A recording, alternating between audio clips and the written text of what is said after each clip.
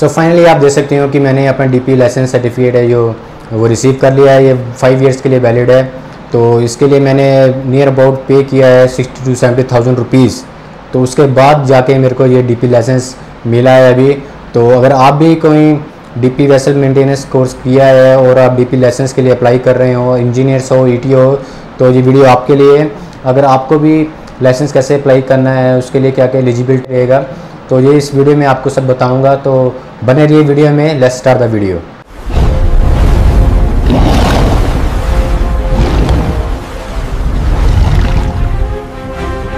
तो अगर आप भी ईटीओ हैं, इंजीनियर्स हैं और डीपी वेसल कोर्स करना चाहते हैं और डीपी लाइसेंस के लिए अप्लाई करना चाहते हैं, तो ये वीडियो आपके लिए है। क्योंकि इस वीडियो में आपको बताने वाला हूँ कि ये डीपी लाइसेंस है वो कैसे अप्लाई किया जाता है, उसके लिए एलिजिबिलिटी क्राइटेरिया क्या है, वो कैसे हमें कौन कौन से डॉक्यूमेंट अटैच करने हैं, एनएल लॉग बुक कैसे फिल करनी है, वो सब मैं आपको इस वीडियो में बताऊँगा। क्योंकि रिसेंटली मैंने मेरा जो डीपी लाइसेंस है वो रिसीव किया है। मैं लाइसेंस है ये 5 ईयर्स के लिए वैलिड है। ये मैंने लॉग बुक पूरा फिल किया था। एनएल लॉग बुक फिल करने के बाद मैंने अप्लाई किया था, उसके बाद मेरे को ये मिला है। एज ए ईटीओ जो भी मेरा रिक्वायरमेंट था वो मैंने कंप्लीट करके ये एनएल लॉग बुक फिल करके उसके बाद ही ये डीपी लाइसेंस अप्लाई किया था। तो उसके बाद मेरे को इशू हुआ है। तो पहले तो मैंने डीपी कोर्स किया था। डीपी कोर्स मैंने किया था, ये रहा, ये डीपी कोर्स किया था मैंने एकोनॉमिक डायनेमिक पोजीशन सेंटर से। ये 5 डेज़ का कोर्स रहेगा। इस 5 डेज़ का कोर्स का फ़ीस रहेगा कुछ आपका 50,000 प्लस में रहेगा इंडियन रुपीज़ में। तो ये कोर्स 5 डेज़ का रहेगा। उसके बाद आपको ये एनएल लॉग बुक इशू होगी। एक कोर्स करने के बाद आपको ये एनएल लॉग बुक दी जाएगी। तो ये एनएल लॉग बुक है जो आपको जो ऑन बोर्ड डीपी वेसल में जाके फिल करनी पड़ेगी।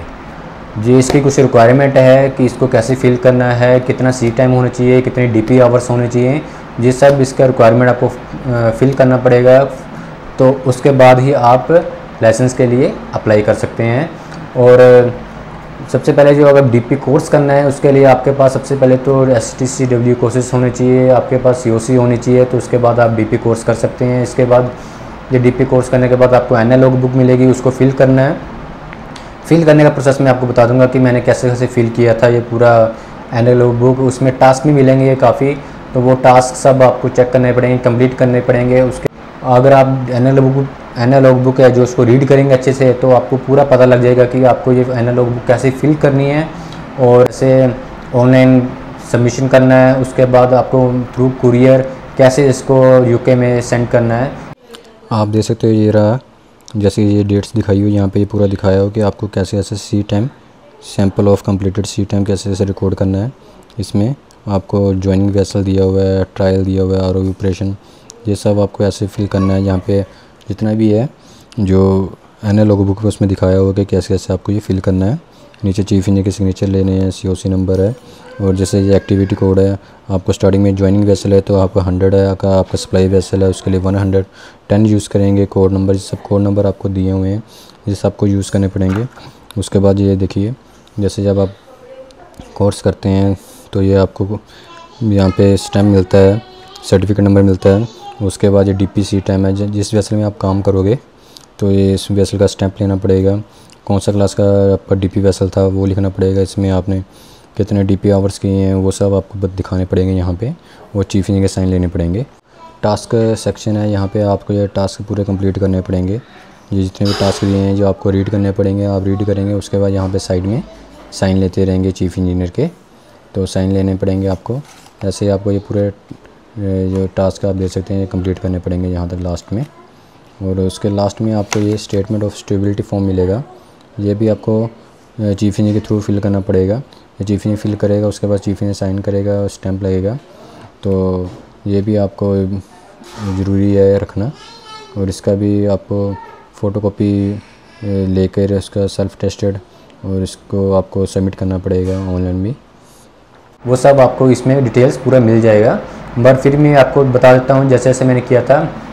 सो मैंने जिसका रिक्वायरमेंट है, जैसे कि आपका जो वेसल है, आपको DP वेसल में 26 डेज़ का सी टाइम चाहिए।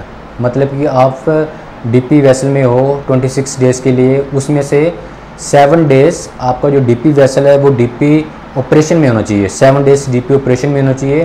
तो डेली के 2 आवर्स काउंट होंगे डेली के 2 आवर्स काउंट करेंगे तो 7 डेज़ में आपको 14 आवर्स काउंट किए जाएंगे। जब आपका ये रिक्वायरमेंट कंप्लीट होता है तो आप उसके बाद जो डीपी लाइसेंस के लिए एलिजिबल हो जाते हो। तो उसके बाद आपको क्या करना है कि ये आपको जो भी फिल करना है, सी टाइम फिल करना है इसके ऊपर एनालॉग बुक में। उसके बाद टास्क है, जो टास्क फिल करने हैं उसमें साइन लेने हैं। उसके लास्ट में फॉर्म्स दिए हुए हैं, वो फॉर्म्स चीफ इंजीनियर से फिल करवाने पड़ेंगे। फिल करवाने के बाद आप डीपी लाइसेंस के लिए अप्लाई करेंगे। आईडी से लॉगिन करना है।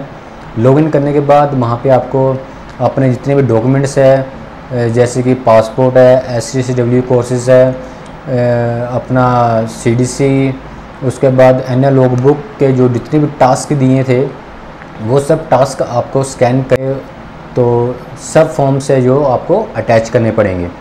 जब आप अटैच करेंगे, अटैच करने के बाद आपको वो फॉर्म सबमिट्स करने हैं। सबमिट करने के बाद आपको थोड़ा वेट करना पड़ेगा। तो वो आपके जो जितने भी फॉर्म्स आपने सबमिट किए हैं उसकी इंक्वायरी होगी। अगर वो आपका सब रिक्वायरमेंट्स कंप्लीट होता है तो उसके बाद वो आपको मेल सेंड करेंगे कि आपका ये वेरीफाइड हो गया है। तो उसके बाद आपको पेमेंट करनी पड़ेगी। पेमेंट करेंगे तो उसमें ऑप्शन आएगा मेक पेमेंट का, तो आपको पेमेंट करनी पड़ेगी 75 यूरो।